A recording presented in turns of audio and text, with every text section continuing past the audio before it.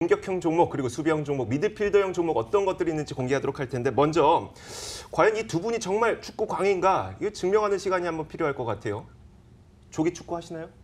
뭐 제가 나가는 데가 한 4-5군데 됩니다. 아, 뭐 그럼 입증됐습니다. 네. 집에서 쫓겨날 지경입니다. 아, 그래요? 조기 축구 하세요? 아니요, 그건 못해요. 아, 그래요? 예, 축구 자료만 많이 찾아보고 유니폼만 수집하고 그 정도. 알겠습니다. 예. 자, 괜찮습니다. 저희는 주식 방송이니까요. 자, 이어서 이종일 차장의 라인업도 한번 다시 보도록 하겠습니다. 공격수로 손흥민 선수를 기용을 했습니다. 자, 손흥민 선수 왜 기용하신 거예요? 일단 뭐 대표적인 선수라고 볼 수 있는데요. 약간 뭐 불만도 좀 있습니다. 혼자 하려고 하는 그런 것들이 조금 있기 때문에 약간 불만도 있지만 일단 대안이 없다라는 점, 네. 이런 것들이 좀 선정을 해봤고요. 일단 양발을 잘 씁니다. 또 빠릅니다. 일단은 공격수라는 것은 체력을 바탕으로 해서 휘저을 수 있는 그런 능력이 분명히 있어야 된다고 생각을 하는데 손흥민 선수는 바로 이제 그런 것에 부합하는 그런 상황이고 결정적인 것은 역시 공격수는 골 결정력이 분명히 있어야 됩니다. 있어야죠. 그래서 손흥민 선수의 골 결정력 이것을 한번 좀 기대를 해본다라고 생각이 됩니다. 그래서 손흥민 선수를 일단은 선정을 했습니다만은 아까 뭐 이승우 선수도 얘기했고 뭐 빠른 선수들 뭐 이런 선수들이 있어야 휘저을 수 있는 그런 부분이 분명히 있다라고 생각이 됩니다. 알겠습니다. 자, 그렇다면 이 손흥민 선수의 부합하는 과연 종목은 어떤 종목일까요? 공개하겠습니다. 대주전자재료. 자, 대주전자재료 저는 말씀하셨던 거 가운데 대안이 없다는 게 굉장히 와닿았었거든요. 대안 네. 없는 종목인가요? 맞습니다. 대안이 없습니다. 이 대주전자재료라는 회사는 이제 전자기기 부품, 네. 소재를 만들어내는 기업인데요. 최근에는 이제 2차 전지 그 첨가물에 대한 어떤 신규 사업이 진출을 했습니다. 기존에는 일단 MLCC에 대한 어떤 그 페이스트, 그러니까 약 접착력이 있는 어떤 물질이라고 볼 수가 있는데 이 부분에 대해서 이제 삼성전기에 납품을 하는 그런 기업이라고 볼 수 있습니다. 물론 이 MLCC 시장에 대한 어떤 성장 이런 것들이 꾸준히 이루어지고 있기는 합니다. 그래서 전장용하고 일단은 그 IT용 이렇게 있는데 최근에는 전장용이 최근에 좀 많이 상승을 하는 그런 모습을 좀 볼 수가 있는데 이 전장용 시장에 대한 어떤 성장에 따라서 여기에 따른 어떤 부분도 상당히 크게 성장할 것으로 예상을 할 수 있습니다. 그래서 2018년, 19년을 통해서 지속적으로 이 부분에 대한 관심도가 높아질 것으로 예상을 할 수가 있겠고요.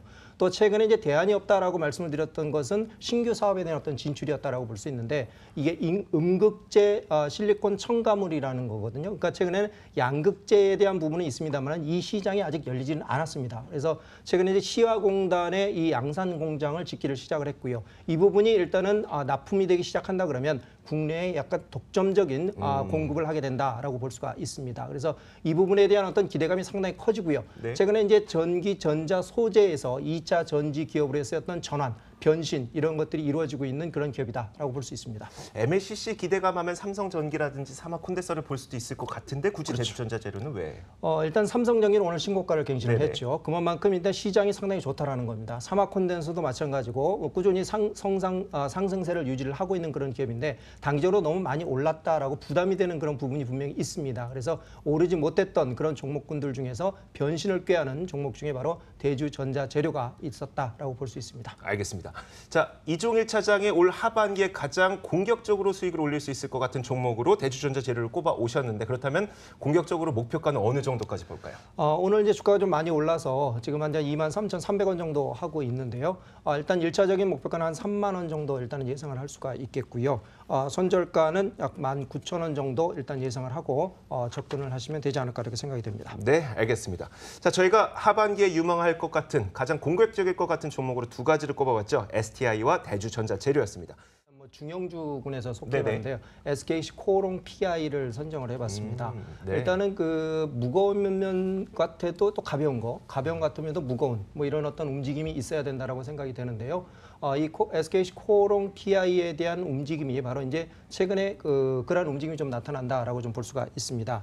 이게 이제 SKC 코오롱 PI라는 회사는 일단 폴리이미드 필름, 우리가 보통 이제 PI 필름이라고 보통 얘기를 합니다. 그래서 이 PI 필름이 세계 시장 점유율 1위 기업입니다. 그리고 최근에 이제 캐파를 점점점 늘려가고 있는 그런 상황인데 이 PI 필름에 대한 어떤 사용 수요처가 최근에 좀 많이 늘어나고 있다, 확장되고 있다라고 얘기를 합니다. 맨 처음에 이제 FPCB, 그다음에 이제 방열 시트 이런 것들로부터 시작을 해서 최근에 이제 폴더블 폰, 우리 스마트폰 얘기하지 않습니까? 네네. 그 부분이라든가 5G 통신, 그다음에 이제 전기차 이런 쪽으로 확대되고 있는 그런 상황이기 때문에 향후에 일단 수익성이 크게 일어날 것으로 예상을 할 수가 있습니다. 최근에 이제 그 공장이 거의 100% 가동되고 있다라는 점, 일단 이것을 주목을 좀 해봐야 될 것 같고요.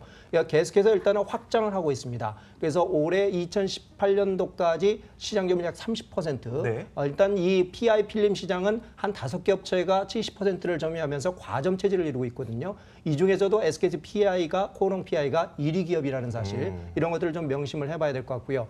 최근에 이제 원재료 가격이 상당폭 많이 올랐습니다. 네. 그럼에도 불구하고 영업이익률이 상당히 높게 나타나고 있는 상황인데요. 이렇게 된다는 것은 역시 제품 가격에 그러한 것들을 증가시키고 있다라는 것을 확인시켜 주는 것입니다. 그래서 이 부분을 본다 그러면 향후에도 성장이라든가 수익이라든가 이런 것들을 봤을 때는 SKC 코오롱 PI가 하반기에 가면 갈수록 상당히 각광을 받지 않겠는가라고 생각이 됩니다. 네, 알겠습니다.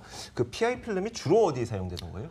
PI 필름이 일단 이게 그 영하 400도에서 그다음에 이제 영상 400도에서 영하 269도까지 이런 어떤 견딜 수 있는 약간 이제 굴곡성이 있는 고기능성 소재라고 보통 얘기를 합니다. 그래서 네네. 우리가 폴더블 스마트폰을 이렇게 접지 않습니까? 그 부분을 접었다 폈다 했을 때 그것을 견뎌낼 수 있는 그런 부분. 그것이 이제 방열 시트라 그래서 열을 좀 차단해주는 그런 어떤 역할을 하는 그런 어떤 필름이라고 볼 수 있습니다. 알겠습니다. 접히는 데 필요하고 그리고 배터리에서 발열 발생할 때 필요하고. 그렇죠. 네, 알겠습니다. 여기저기 사용되는 모든 뭐 태블릿이라든지 아니면 나중에 차후에 사용이 더 많이 될 것으로 기대되는. 전기차에 사용이 된다면 그 사용 용도가 엄청 크게 늘어나고 있죠. 알겠습니다. 자, 가격까지 한번 들어보도록 하겠습니다. SKC 코오롱 PI는 어느 정도까지 볼까요? 예, 오늘 지금 상당폭 상승세를 유지를 하고 있는데요. 오늘 지금 49,250원 정도 현재 효과가 나오고 있습니다. 근데 목표가는 한 일자적으로 한 6만 원 정도 일단 예상을 할 수가 있겠고요. 손절가는 한 4만 1,000원 정도 잡고 접근하시면 될 것 같습니다. 네, 알겠습니다. 바로 LG화학. 조금 전에 좀 미리 나왔었어요. 좀 저희 제작진의 실수로 인해서. 전략이 노출됐습니다. 김영권 선수는 어떤 장점이 있고 LG화학하고 어떤 닮은 점이 있을까요? 일단 뭐 수비 불안은 한국 축구의 어떤 문제점이라고 보통 얘기를 하는데요. 일단 우리 이제 스웨덴전에서 김영권 선수의 투혼 이런 것들이 조금 보였다라고 생각이 그렇죠. 됩니다. 수비수는 그러한 것들이 좀 필요하다라고 생각이 되고요. 또 든든하게 뒤를 받쳐줄 수 있는 또 선수를 장악할 수 있는 그런 능력이 분명히 있어야 된다고 생각이 됩니다. 아직 약간 좀 부족한 듯하지만 그래도 대안은 바로 김영권 선수가 아니겠는가라고 생각이 됩니다. LG화학은 그럼 김영권 선수와 어떤 닮은 점이 있을까요? LG화학도 역시 마찬가지죠. 우리가 이제 그 주식을 얘기하면 삼성전자 빼놓고 얘기할 수 없는 게 없다라고 네. 보통 얘기를 하고 또 수비에서 우리 홍명보를 빼면 안 된다라고 보통 얘기를 합니다만은 네. 어쨌든 그 대안으로서 김영권과 LG화학을 또 엮어볼 수도 있지 않을까 이렇게 생각이 됩니다. 그래서 삼성전자의 어떤 대안으로 우리 LG화학을 좀 선정을 했다라고 볼 수 있습니다. LG화학이 이제 최근에 주가가 좀 많이 빠졌죠. 이런 것들이 이제 유가가 너무 급격하게 오르니까 원재료에 대한 부담이 좀 많이 커지고 네. 이것을 이제 제품에 전가를 시켜야 되는데 수요가 많지 않기 때문에 이 스프레드가 축소가 됐습니다. 그래서 실적에 대한 어떤 부분 이런 것들이 상당히 좀 어려워지지 않겠는가라는 그런 우려감에서 주가가 좀 많이 하락을 했습니다. 그러나 이러한 어떤 재고 조정이라든가 수요 이런 것들은 이제 2분기 말, 3분기 초까지 어느 정도 좀 마무리될 것으로 일단 예상을 할 수가 있겠고요. 이 부분이 일단은 긍정적으로 전환이 된다 그러면 최근에 좀 부각되는 게 바로 이제 2차 전지에 대한 부분이라고 볼 수 있습니다. 중국 2차 전지 업체죠. CATL이라는 회사가 심천에 일단은 상장이 되면서 네. 5일인가 6일간 연속 상한가를 했습니다. 그렇죠. 그래서 바로 이 2차 전지 사업 부분에 대한 어떤 재평가 분명히 이루어질 것으로 예상을 할 수 있겠고요. 거의 일단은 생산 캐파라든가 이런 것들이 상당히 좀 거의 비슷한데 이러한 것들이 평가를 못 받고 있다는 점이죠. 그래서 하반기로 가면 갈수록 또 2018년, 19년, 25년까지 꾸준하게 성장을 할 수 있다는 점에 LG화학을 좀 재평가 영역에 놓고 관심을 좀 가져야 되지 않을까 이렇게 생각이 됩니다. 아직은 풀리지 않고 있는 우려감이 그 중국에서의 화이트리스트 그리고 블랙리스트, 2차 전지 블랙리스트 아니겠습니까? 그렇죠. 그 부분도 이제 서서히 좀 화이트리스트에 못 올라가긴 했습니다만 어느 정도 일단은 풀릴 가능성이 높아지고 있는 그런 상황이기 때문에 최근에 이제 남북뿐만 아니라 중국 관계도 어느 정도 개선될 가능성이 충분히 하반기는 있다라고 생각이 됩니다. 그렇다면 LG화학은 어느 정도 가격까지 바라볼까요? LG화학도 오늘 이제 상승세를 좀 시현하고 있는데요. 오늘 LG화학은 지금 한 55만 원에서 60만 원, 일차적으로 한 60만 원 정도까지 55만 원까지 일단 목표가를 일단 설정을 해보고요. 선적 고저가는 일단 31만 5천 원 정도, 6천 원 선까지 일단은 잡고 접근하시면 될 것 같습니다. 수비 종목인데 기대 상승률은 굉장히 높네요. 예, 일단은 뭐 장기적인 안목에서 든든하게 받쳐줄 수 있는 그런 종목군이라고 볼 수 있습니다. 네, 알겠습니다.